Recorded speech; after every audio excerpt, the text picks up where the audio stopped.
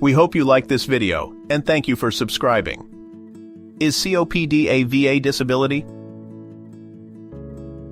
Nearly 1.25 million veterans had COPD in 2020. If you or someone you know is a veteran diagnosed with COPD, you may wonder if it can be a VA service-connected disability. The answer is yes. This video will cover what COPD is, the basics of service connection for COPD, and how the VA rates COPD. What is COPD?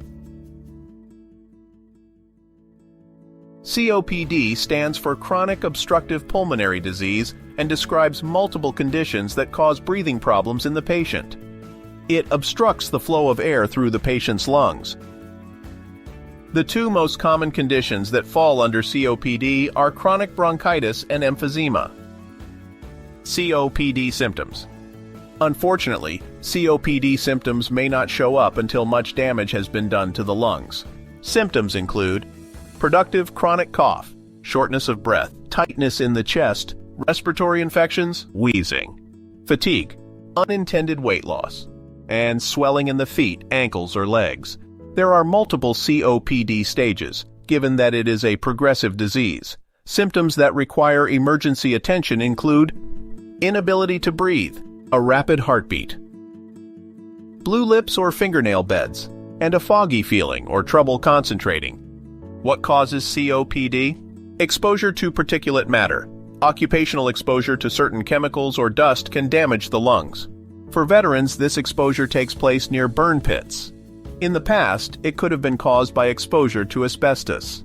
Air pollution. Breathing certain gases can damage the lungs and lead to COPD. Smoking. COPD and other lung conditions can be related to smoking cigarettes.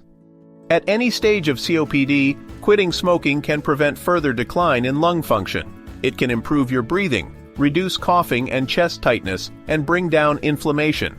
Treatments for COPD. Medication. Bronchodilators. Stop smoking. Steroid or combination inhalants. Oral steroids.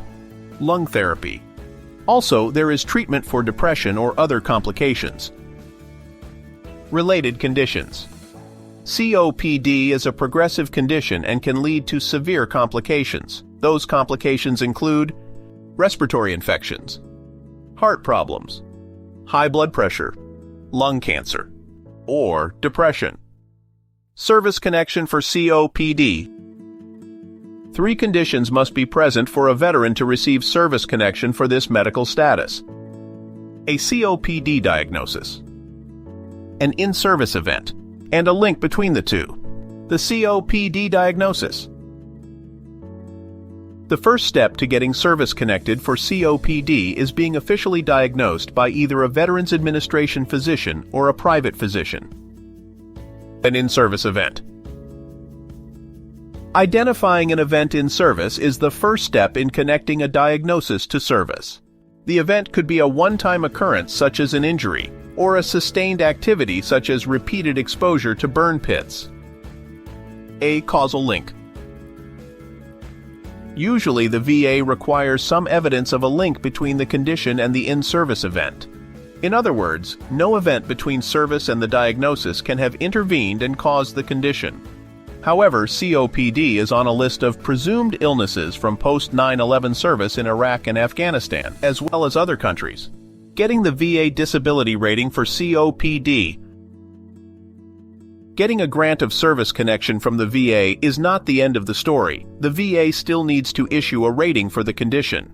The VA rates conditions from 0% to 100% depending on the severity of the symptoms and how the veteran's everyday life is impacted, including the ability to hold employment. Attorneys are valuable partners in disability appeals.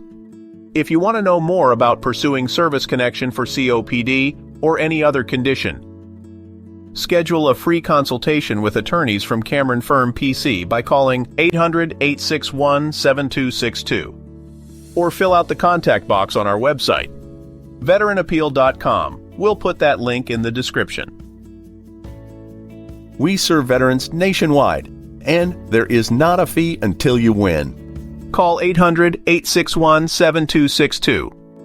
Thanks for watching. Drop a like, leave a comment, and don't forget to subscribe.